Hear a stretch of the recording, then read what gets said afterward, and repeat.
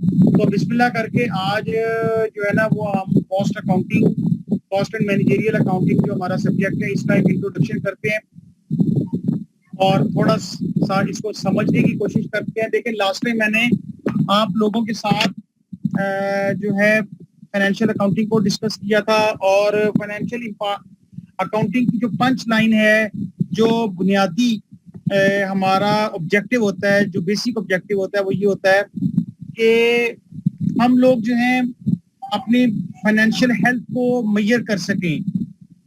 लेकिन यहाँ पर जो है वो कॉस्ट एंड मैनेजरियल अकाउंटिंग में फाइनेंशियल हेल्थ को मेजर नहीं करना, ये ऑल टुगेदर डिफरेंट एक सब्जेक्ट है।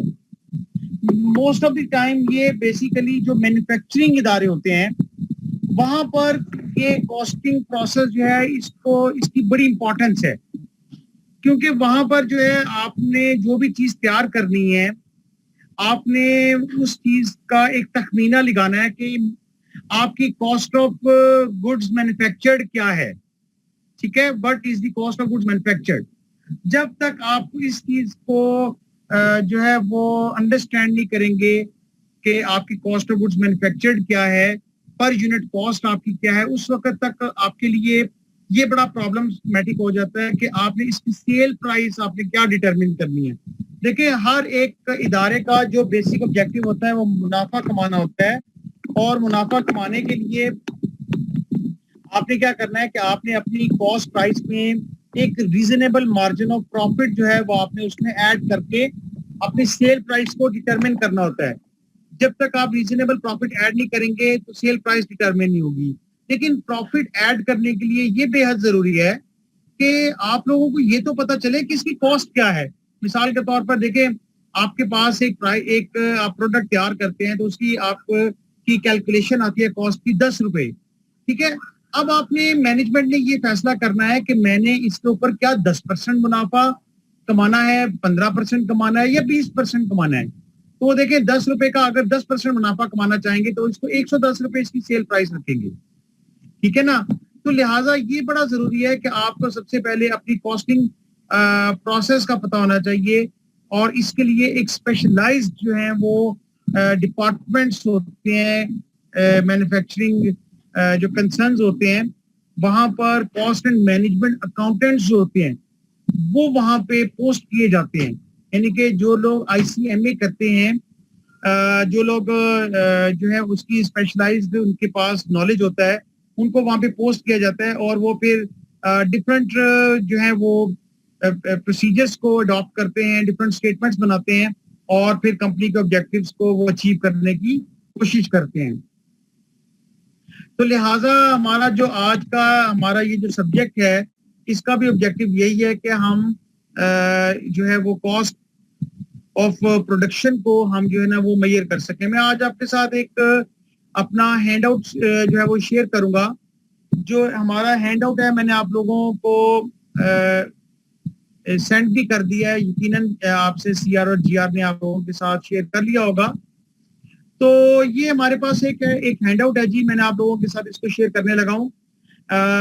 सबसे पहले जो है जब हम कॉस्ट अकाउंटिंग की बात करते हैं तो हमारे ज़हन में फौरी तौर पे जैसे कि अभी मैंने आपको पहले बताया कि कॉस्ट ऑफ गुड्स मैन्युफैक्चर्ड जो है उसकी कैलकुलेशन जो है वो हमारे सामने आ जाती है।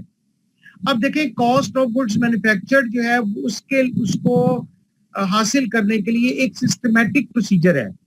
उस सिस्टमैटिक प्रोसीजर को जब तक हम फॉलो नहीं करेंगे, लाइक देखें हम जब फाइनेंशियल स्टेटमेंट्स बनाते हैं तो हर फाइनेंशियल स्टेटमेंट का एक सिस्टमैटिक प्रोसीजर होता है। हमने लास्ट टाइम इनकम स्टेटमेंट बनाई in order to measure the income of the organisation. हमने बैलेंस शीट बनाई in order to ascertain the equality of assets and liabilities, assets और लायबिलिटीज की इक्वालिटी को चेक करने के लिए। तो देखें यहाँ पर अब हम क्या करना चाह रहे हैं कि अब हम कॉस्ट ऑफ गुड्स मैन्युफैक्चर्ड बनाएंगे, लेकिन न्यूमेरिकल्स जो है वो इंशाल्लाह ताला मैं आपको कल करवाऊंगा। आज मैं आप लोगों को कॉस्ट ऑफ गुड्स मैन्युफैक्चर्ड की मैं आप लोगों को इसका स्पेसिमन आप लोगों के साथ शेयर करूंगा, इन डिटेल शेयर करूंगा ताकि आप इसको अंडरस्टैंड कर सकें कि ये कैसे बनती है ये स्टेटमेंट। और इंशाल्लाह ताला कल मैं आपको इसका एक न्यूमेरिकल भी करवाऊंगा। तो मैंने पहले भी आप लोगों को अभी क्लास शुरू होने से पहले मैंने आप लोगों को कहा था कि हमारी क्लास जो है वो इंशाल्लाह ताला 6:45 बजे शुरू हुआ करेगी। एक सेशन होगा आपके साथ 6:45 बजे से लेकर 7:30 बजे तक हमारा सेशन हुआ करेगा। आप लोग आराम से मगरिब की नमाज पढ़ लें और उसके बाद इंशाल्लाह फिर हम सेशन स्टार्ट करेंगे। जो है ना, एक सेशन में इंशाल्लाह ताला सफिशिएंटली हम पढ़ लिया करेंगे। तो रोशान पैकेजेस जो है ये फाइनेंशियल स्टेटमेंट्स में हमारे पास देखें, रोशान पैकेजेस प्राइवेट लिमिटेड है। ये पहले हेडिंग है। कोई भी स्टेटमेंट आप लोगों ने बनानी होती है तो सबसे पहले उसकी एक हेडिंग होती है, Roshan packages private limited, cost of goods sold, यानी कि सबसे पहले नेम ऑफ द कंपनी, फिर नेम ऑफ द स्टेटमेंट, फिर टाइम पीरियड। ये तीन चीजें बड़ी मैटर करती हैं। जब तक आप इन तीन चीजों को नहीं लिखेंगे उस वक्त तक जो है वो आप फाइनेंशियल स्टेटमेंट जो है वो आप बना भी लेंगे तो उसका मकसद हासिल नहीं कर सकेंगे। ये पता नहीं चलेगा कि ये जो फाइनेंशियल स्टेटमेंट है ये कौन सी है। तो देखें, ये फाइनेंशियल स्टेटमेंट बनाने के लिए हम क्या करेंगे, सबसे पहले ओपनिंग रॉ मटेरियल जो है हम वहां से स्टार्ट करेंगे। अब हमें एक क्वेश्चन दिया होगा, क्वेश्चन में हमें बहुत सी इंफॉर्मेशन दी होगी। हमने उस इंफॉर्मेशन को हमने इस फॉर्मेट के अंदर जो है वो हमने एडजस्ट करना है। ठीक है। अब आपने क्या किया कि आपने ओपनिंग रॉ मटेरियल से स्टार्ट किया और इसमें आपने रॉ मटेरियल परचेज को ऐड करना है। अब देखें, ये रॉ मटेरियल परचेज जो है ना, ये कौन सा रॉ मटेरियल है जो आपने एक फाइनेंशियल पीरियड में, जो आपने एक अकाउंटिंग पीरियड में जो खरीदा है।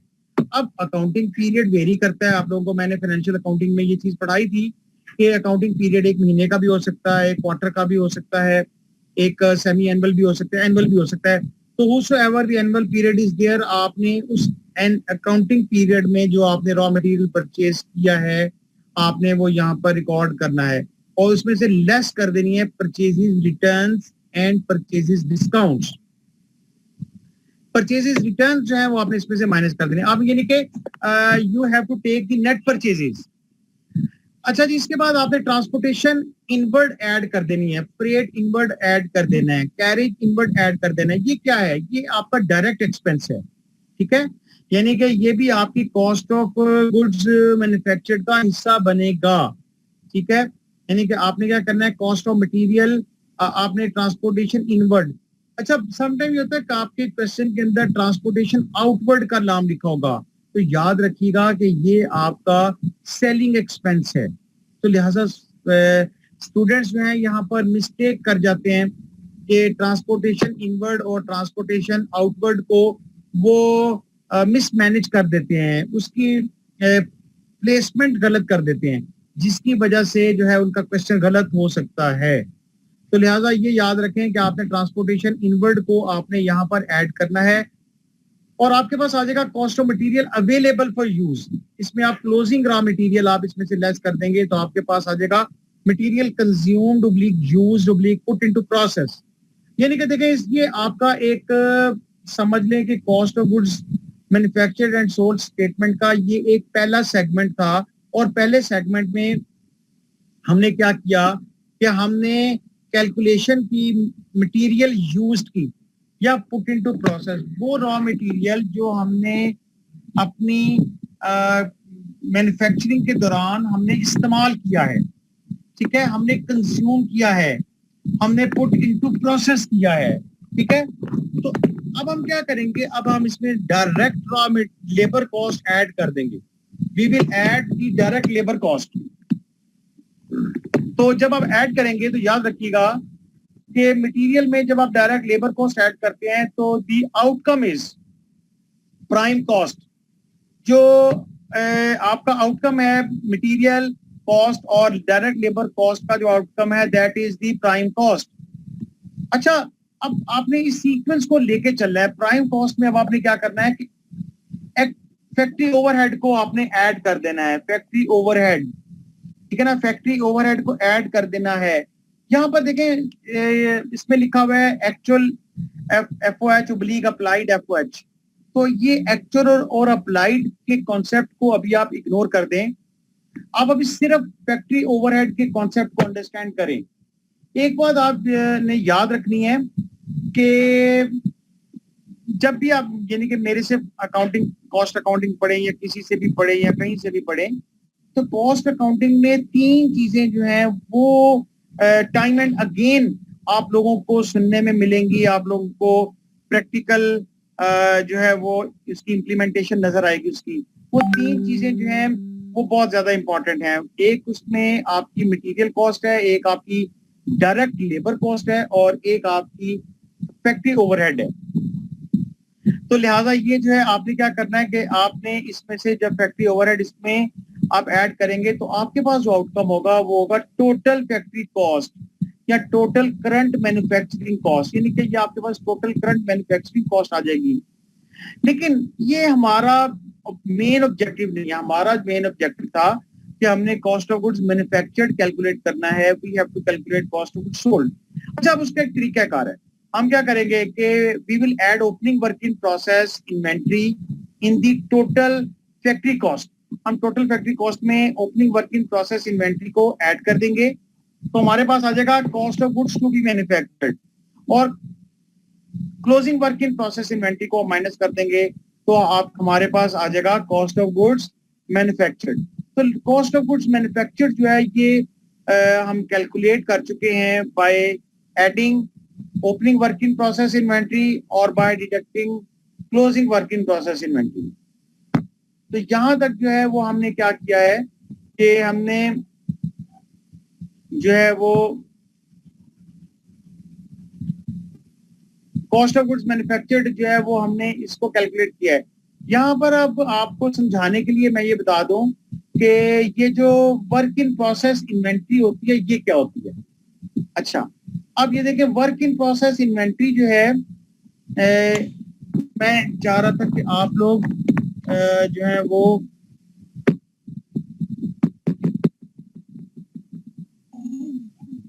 आप लोग भी मेरे साथ शामिल हो जाएं।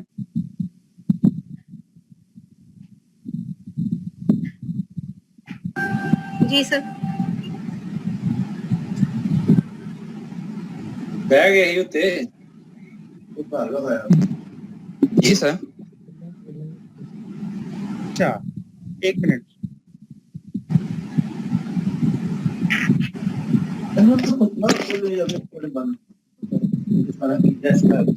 अच्छा, मैं ये चाह रहा था कि आप लोग जो है ये वर्क इन प्रोसेस इन्वेंट्री के बारे में मैं आपको बता दूं कि वर्क इन प्रोसेस इन्वेंट्री जो है ये बेसिकली सेमी फिनिश्ड प्रोडक्ट्स होती हैं। सेमी फिनिश्ड प्रोडक्ट्स यानी कि ये वो चीजें होती हैं, ये आपकी वो प्रोडक्शन होती है ये तो सेमी फिनिश्ड होती है, ठीक है।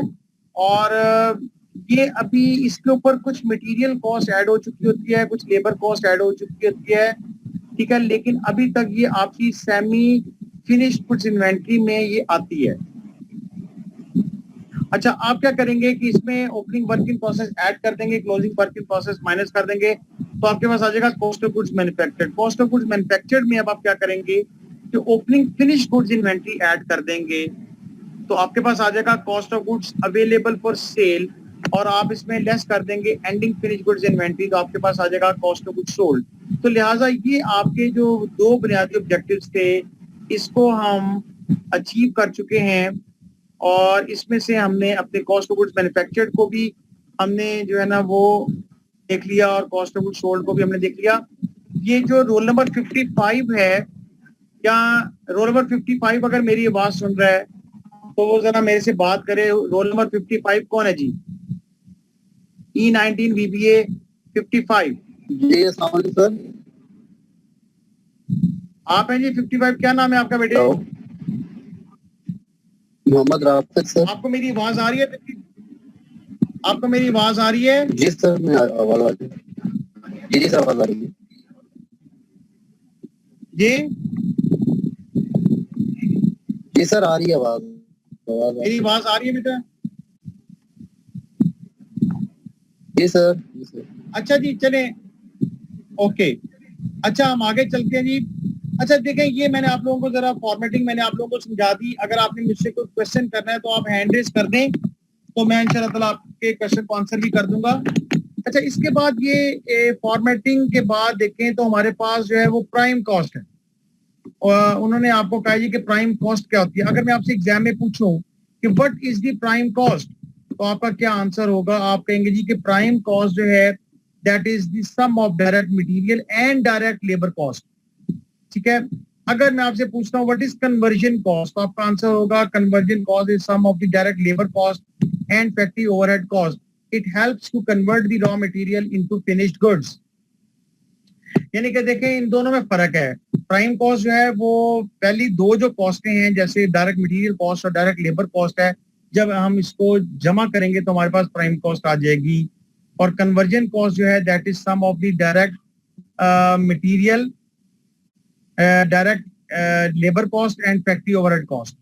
यानी कि जो कॉस्ट जो है वो आपकी रॉ मटेरियल को कन्वर्ट करने में मदद दे उसको हम कन्वर्जन कॉस्ट कहेंगे। टोटल फैक्ट्री कॉस्ट में तो खैर तीनों कॉस्ट शामिल हो जाएंगी, उसमें डायरेक्ट मटेरियल कॉस्ट भी है, डायरेक्ट लेबर कॉस्ट भी है और फिर उसमें फैक्ट्री ओवरहेड भी शामिल है। अच्छा, यहाँ पर एक सवाल यहाँ पर बच्चों के ज़हन में होता है जी कि फैक्ट्री ओवरहेड कॉस्ट क्या है। तो फैक्ट्री ओवरहेड कॉस्ट को भी जरा देख लेते हैं कि what is the factory overhead cost. Factory overhead is also known as the works overhead और manufacturing overhead. These are the aggregate of indirect material plus indirect labor plus indirect expenses। यानी कि इसका ताल्लुक जो है आपके इनडायरेक्ट मटेरियल के साथ है, इनडायरेक्ट लेबर के साथ है, इनडायरेक्ट आपके एक्सपेंसेस के साथ है। ठीक हो गया। इसमें कौन कौन से जो हैं वो एक्सपेंसेस जो हैं वो आते हैं। इसमें एक तो डेप्रिसिएशन है on plant and machinery on factory building. ठीक है, हीट एंड लाइट है, फ्यूल एंड पावर कॉस्ट है, इनडायरेक्ट लेबर कॉस्ट है, टूल्स एक्सपेंसेस है, फायर इंश्योरेंस है, मिसलेनियस मैन्युफैक्चरिंग कॉस्ट है, फैक्ट्री टैक्सेस हैं, सुपरिटेंडेंस है और एम्प्लॉयर प्रोविडेंट फंड कंट्रीब्यूशन है, फैक्ट्री रिपेयर पार्ट्स हैं, फैक्ट्री ऑफिस सैलरीज हैं और मिसलेनियस फैक्ट्री ओवरहेड कॉस्ट है। ये सारी की सारी जो है वो फैक्ट्री ओवरहेड कॉस्ट कहलाती है। इनमें से जितने भी पॉइंट्स होंगे जो कि एग्जाम में आएंगे आपने इसको फैक्ट्री ओवरहेड कॉस्ट में शामिल करके आपने इसको जब आप शामिल करेंगे प्राइम कॉस्ट में तो आपके पास कैलकुलेट हो जाएगी टोटल करंट मैन्युफैक्चरिंग कॉस्ट। अच्छा, ये जो फॉर्मेटिंग अभी हमने डिस्कस किया है ये बहुत आसान फॉर्मेटिंग है। हम एक दो सवाल करेंगे ना जब कल न्यूमेरिकल्स करेंगे तो ये फॉर्मेटिंग खुद ब खुद आपको मेमोराइज हो जाएगी। इसमें आपने बिल्कुल परेशान नहीं होना कि फॉर्मेटिंग जो है ये मुश्किल है, बिल्कुल मुश्किल नहीं है। अच्छा जी, Roshan packages private limited income statement for the year ended December 31। ठीक हो गया। इसमें हमारे पास है जी सेल्स है, हमारे पास लेस सेल्स रिटर्न्स। पहले सेल्स आ गई, उसके बाद हम रिटर्न्स माइनस कर देंगे तो नेट सेल्स आ जाएंगी, less discount on sales minus करेंगे तो इसमें हमारे पास फिर नेट सेल्स हमारे पास आ जाएंगी, लेस कर देंगे कॉस्ट ऑफ गुड्स सोल्ड। तो सेल्स में से जब cost of goods sold minus करेंगे तो हमारे पास आ जाएगा ग्रॉस प्रॉफिट। ठीक है, यानी कि ये हमारी जो स्टेटमेंट बन रही है ये जरा जो सर्विसेज सेक्टर की जो स्टेटमेंट होती है इनकम स्टेटमेंट उससे जरा लिटिल बिट डिफरेंट है। लास्ट टाइम हमने ज्यादातर जो डिस्कस की थी वो सर्विसेज सेक्टर से रिलेटेड की थी, तो यहाँ पर जरा थोड़ा डिफरेंस है। यहाँ पर हम सेल्स में से कॉस्ट ऑफ गुड्स सोल्ड को माइनस करें, इसका पैटर्न भी थोड़ा सा डिफरेंट है। तो आपके पास ग्रॉस प्रॉफिट आ जाएगा, फिर कर देंगे ऑपरेटिंग एक्सपेंसेस माइनस करेंगे। ऑपरेटिंग एक्सपेंसेस में आपके कौन कौन से एक्सपेंस होते हैं, सेलिंग एंड मार्केटिंग एक्सपेंसेस जिसमें एडवर्टाइजिंग है, सेलमैन सैलरी है, बैड डेट्स है, purchases discount loss, transportation freight outward. मैंने आपको पहले भी बताया था कि फ्रेट आउटवर्ड जो है that is a selling expense. तो लिहाजा अगर कोई ट्रांसपोर्टेशन आउटवर्ड हो, फ्रेट आउटवर्ड हो, कैरिज आउटवर्ड हो तो वो आपने यहाँ से माइनस कर देना है। फिर एडमिन ऑफिस जनरल एक्सपेंसेस हैं, telephone bill, printing and stationery, legal expenses, office expenses, ये सारे भी माइनस हो जाएंगे तो you will come up with operating profit. और फिर आप अदर एक्सपेंसेस इसमें से माइनस कर देंगे, discount allowed, commission allowed, loss on sale, interest on loan, ये सारे आप एक्सपेंसेस माइनस करेंगे तो आपके पास आ जाएगा net income before other income.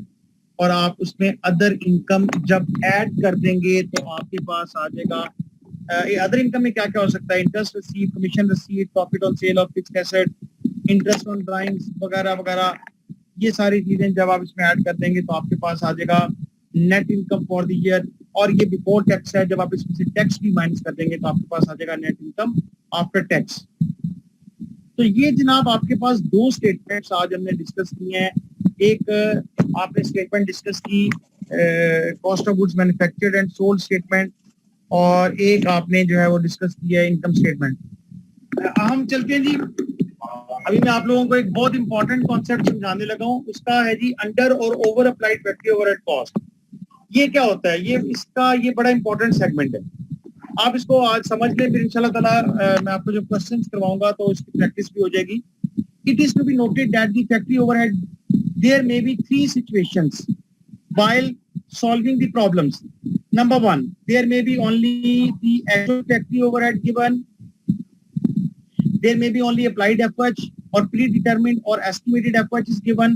There may be both actual or applied FH is given. अच्छा, ये देखिए क्वेश्चन के अंदर जो है ना आपको 3 ऑप्शंस दी जा सकती हैं, या तो आपको एक्चुअल एफएच दिया जाएगा या अप्लाइड एफएच दिया जाएगा, या आपको बोथ एक्चुअल और अप्लाइड दोनों दिए जाएंगे।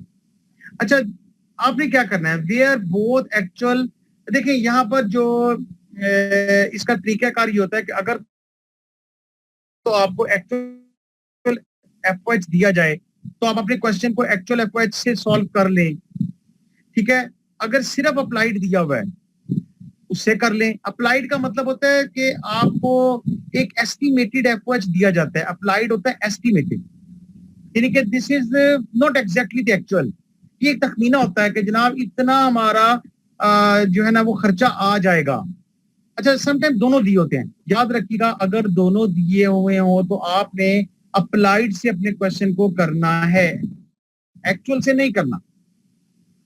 Where both actual and applied efforts are available, then the difference between actual and applied factory overhead is analyzed. आपने दोनों का डिफरेंस देखना है। This difference is known as under applied factory overhead or over applied factory overhead, ठीक है, which is then adjusted in the cost of goods sold statement. अब उसकी adjustment कैसे होगी, देखें अंडर अप्लाइड फैक्ट्री ओवरहेड क्या है। If applied factory overhead is less than the actual factory overhead, the variance is called under applied FH. This will be added in the cost of goods sold at normal. आप क्या करेंगे, देखिए आपको applied FH cost जो है ना वो आपको दिया हुआ है, लेकिन वो एक्चुअल से कम है। देखिए मिसाल के तौर पर 20 रुपए, इसका मतलब है आपका अंडर अप्लाइड हो गया। अच्छा, अब 20 रुपए से डेफिशिएंसी आ गई। वो जो डेफिशिएंसी है, अब हम क्या करेंगे कि जब आप अपनी cost of goods sold statement बना लेंगे तो आपके पास जो आंसर आएगा ना, बेसिकली जब आप अप्लाइड से क्वेश्चन करेंगे तो वो उसका जवाब आएगा cost of goods sold at normal. अब आप क्या करेंगे, ये 20 रुपए उसमें वहां पे ऐड कर देंगे और आपके पास आंसर आ जाएगा cost of goods sold at actual. तो आप मेरी बात अंडरस्टैंड करने की कोशिश करें। आप अप्लाइड और एक्चुअल का आपको डिफरेंस का पता होना चाहिए, और फिर एडजस्टमेंट जो है जब हम क्वेश्चंस करेंगे तो इंशाल्लाह ताला एडजस्टमेंट मैं आपको वहां पे डिटेल से समझा दूंगा, आपने परेशान नहीं होना। Over applied factory overhead cost है। If applied factory overhead is greater than the actual, the variance is called over applied factory overhead. This will be deducted from the cost of goods sold. मिसाल के तौर पर वो कहता है जी कि आपका अप्लाइड था 120 रुपए, एक्चुअल था 100 रुपए, इसका मतलब है अप्लाइड ज्यादा हो गया। अब आप क्या करेंगे कि अगर ये ओवर अप्लाइड होगा तो ओवर अप्लाइड याद रखिएगा ये कॉस्ट ऑफ गुड्स सोल्ड में से माइनस हो जाता है। तो इसका सिंपल एक रूल है, अंडर अप्लाइड ऐड कर दें, ओवर अप्लाइड माइनस कर दें।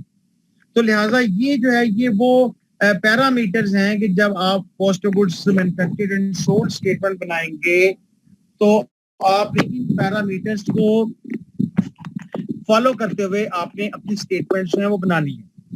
यानी कि पहले आपने cost of goods manufactured and sold statement बनानी है, फिर आपने इनकम स्टेटमेंट अगर पूछी होगी तो वो भी बनानी है, और अगर एक्चुअल और अप्लाइड में कोई वेरिएंस है तो उस वेरिएंस की एडजस्टमेंट भी करनी है।